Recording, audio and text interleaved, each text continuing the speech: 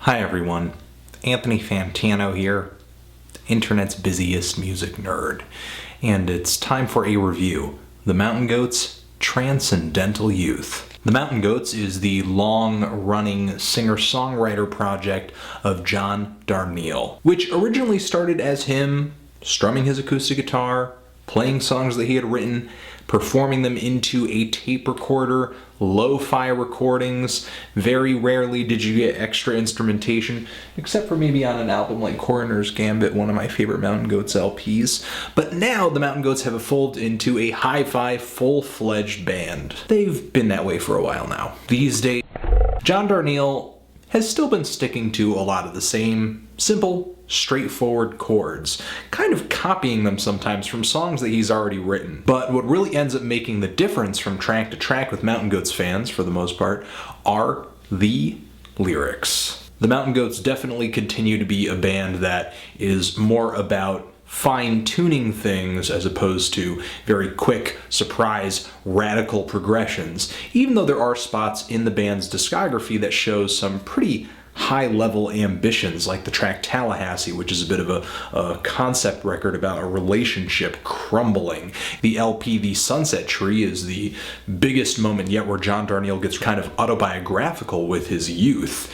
And the album, The Life of the World to Come, is John Darnielle's kind of perception or just his personal relationship with religion. But whether there's an overarching storyline to a Mountain Goats album, or if John Darnielle is just kind of delivering a mixed bag of tracks that kind of have a loose theme to them, John Darnielle continues spinning some of the most unique tales in singer-songwriterdom. However, that doesn't mean I necessarily feel like this Mountain Goats LP in particular is really fresh. I pretty much now go into every new Mountain Goats LP expecting the lyrics to be stellar, the music, the melodies to be pretty good, and the instrumentation, the production, making all of this happen to have a few potholes here and there. Now, to me, this new Mountain Goats album is more of the mixed bag variety with sort of loose thematic connections bringing all the songs together. Namely, on this LP, the idea of thriving, surviving, or as the opening track says, staying alive. This track kicks things off with a pretty tried and true chord progression for John Darnielle, and the lyrics urge the listener, or just whoever John has in mind, to live life to the fullest, push the limits, past the limits. Don't care what people say, light matches, jump in front of trains.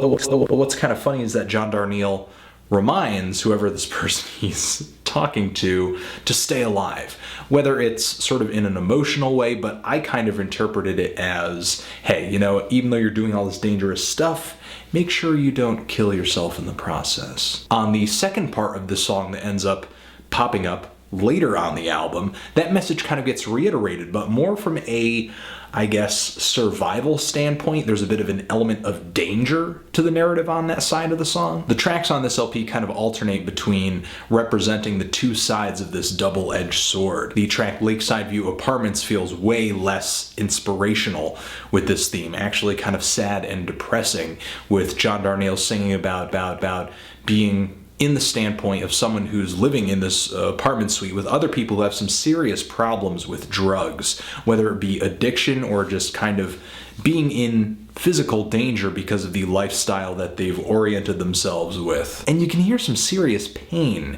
in his voice on this track. I mean, it's just tangible. Now, as I mentioned earlier, the instrumentation, especially with horns, gets a little ambitious on this LP, and from what I understand, Owen Pallett actually lends some arrangements to this album. The song Cry for Judas has this beautiful descending horn melody on the hook. The track White Cedar has horns behind it that actually makes the track feel like a bit of a funeral dirge, and the way they swell, it's almost as if you're listening to a bit of musical theater, especially with how dramatic John Darnielle tends to be with his vocal delivery. The track In Memory of Satan has horns lightly kissing delicately played piano chords, and the closing track on this LP actually sees John singing over some horns that have kind of a bright, upbeat, and jazzy feel to them, but ironically, this track features John Darnielle's quietest and maybe shyest vocal delivery on the entire LP. Now, there are some tracks on here that are great.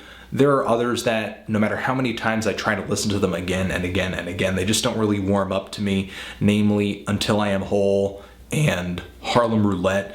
Both of them, to me, actually musically feel a bit too much like very lightly revised Mountain Goat songs I've already heard. The track Until I Am Whole, I didn't really care for the production on that song, especially with that vocal, the background vocal with that effect on it that's very sharp, very kind of tinny.